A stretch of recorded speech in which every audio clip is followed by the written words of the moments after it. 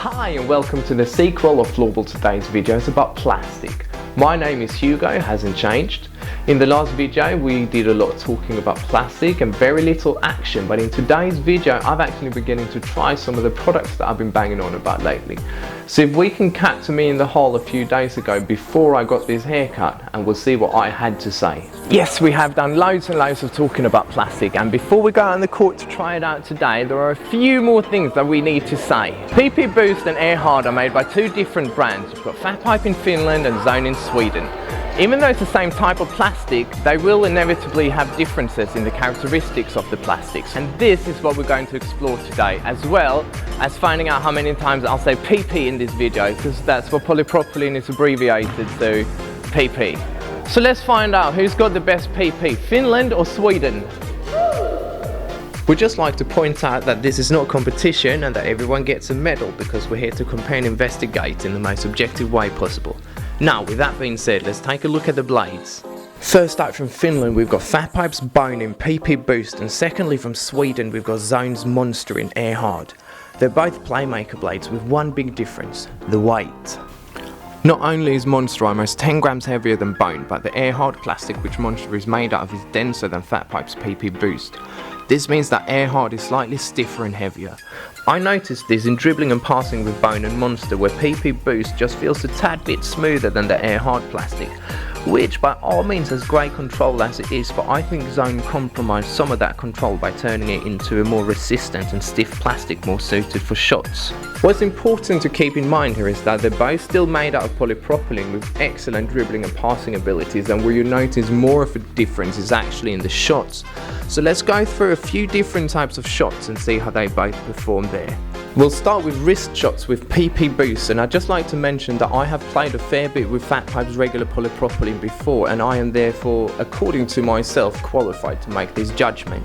Wrist shots with PP Boost are just as controlled as with the regular PP, just harder. This is simply because wrist shot is the shot best suited for polypropylene, and it's for this reason that I have very similar words about wrist shots with Air Hard. It's the same soft controlled aim, but the denseness and extra stiffness from the Air Hard plastic makes it feel like a shot fired from a PE blade, with the touch of a PP blade. It's almost as if it's too good to be true.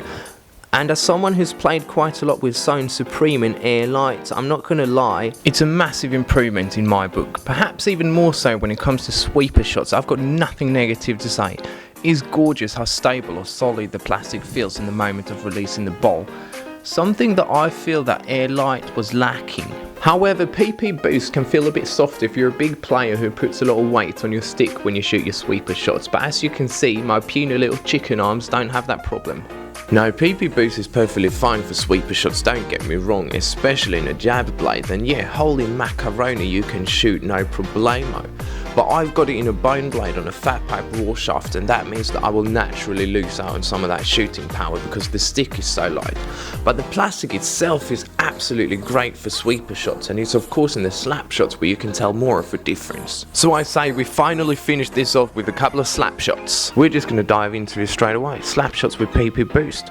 I'm getting my slap shots in the right direction, and that's more than I could say about the regular polypropylene, because that type of plastic was just too soft for slap shots. I am however still missing something in PP Boost, and I think that's the weight. PP Boost is incredibly light, and there's no extra weight in your blade that's helping you support your slap shots, and as you can see, I need that with my puny little chicken arms. I don't want to berate PP Boost just because I'm weak, but Air Hard gives me that little extra power in my slap shots that I was missing in PP Boost. I know that some of this is more about me as a player than it does about the plastic itself, but a general rule of thumb is that both PP Boost and Air Hard are stiffer than their predecessors, and that your shots will resemble the ones of a PE plastic, while your technique will feel like it's a PP plastic, because it is, end of the day, polypropylene.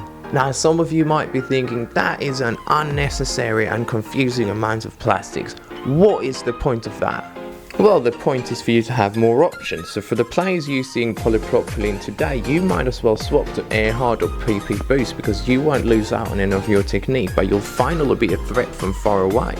And finally, players coming from polyethylene. I can see you getting real comfortable with air hard, but for players who put loads of pressure on your stick when you shoot slap shots, PP Boost is just going to be a bit too soft for that. And as always, thank you for following our videos about Floorball products. I will do nothing but keep them coming.